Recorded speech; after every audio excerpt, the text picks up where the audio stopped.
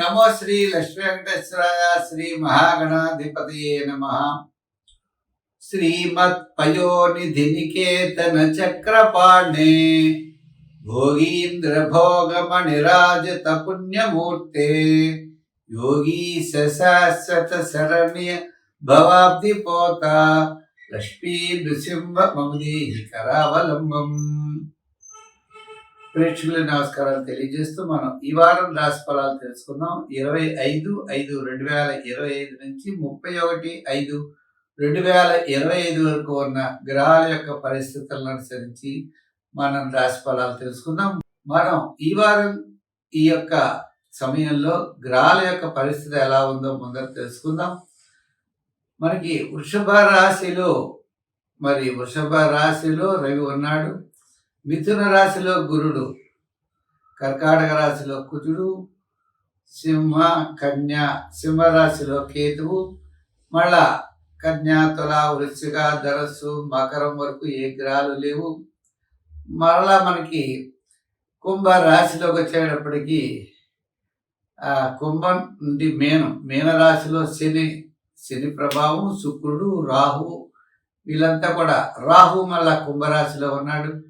ఈ విధమైనటువంటి గ్రహస్థితి కనపడుతోంది.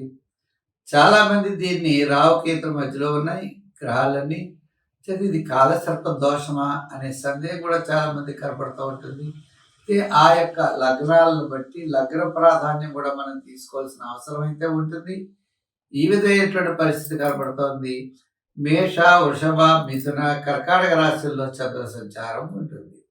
ఈ విధంగా గ్రహాల యొక్క పరిస్థితులను బట్టి ముందుగా మనం మేష రాశి గురించి తప్పనిసరిగా తెలుసుకుందాం. మేషరాశి వారికి చంద్రగ్రహం తప్ప మిగిలిన గ్రహాలన్నీ కూడా సామాన్యంగా ఉన్నాయి. చేత ప్రతి పని కూడా నిదానముగా ఆలోచనతో ముందుకు వేయాలి. మనోధైర్యం ఉంటుంది. చాలా మంది దీనికి చెప్తూ ఉన్నారనమాట. గురుడు విక్రమ స్థానం, పరాక్రమ స్థానంలో ఉన్నాడు. వీళ్ళందరికీ పరాక్రమం ఎక్కువగా ఉంటుందని. ఆ గురుడు తృతీయంలో ఉంటే పరాక్రమం ఎక్కువ ఉంటుందని అర్థం కాదు.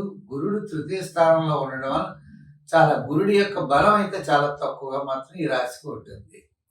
అలాగే శని కూడా 1000 స్థాన సంచారం, ఆయన కూడా బలం తక్కువగానే ఉన్నది. ఒక్క చంద్ర బలం తప్ప మిగిలిన గ్రహాలు, అన్ని గ్రహాల యొక్క బలము సామాన్యంగా ఉన్నది. అంటే తగినటువంటి ఫలితాలు ఇచ్చేటువంటి పరిస్థితులు అయితే లేవు. అంచేత చాలా నిదానంగా ముందుకు వెళ్ళవలసిన అవసరం ఉన్నది.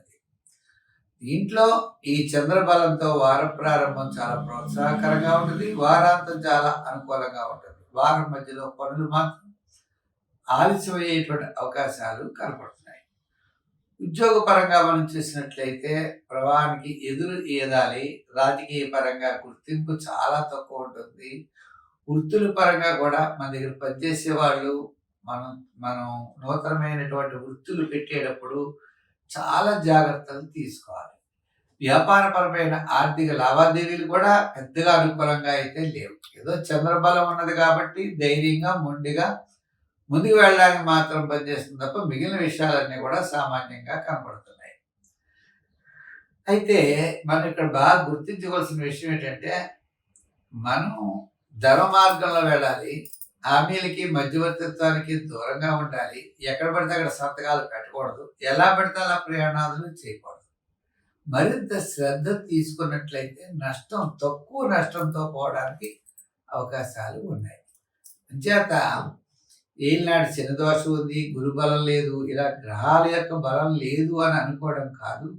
దానికి తగినటువంటి గట్టి ప్రయత్నం మాత్రం ఈ రాశి వారు చేయాలి. సంఖ్యల్లో 4, రంగుల్లో ఎరుపు, ఆరాధనలో నవగ్రహ ఆరాధన, నవగ్రహ ప్రదక్షిణ, శివారాధన ఎక్కువగా చేసినట్లయితే సత్ఫలితాలని పొందగలుగుతారు.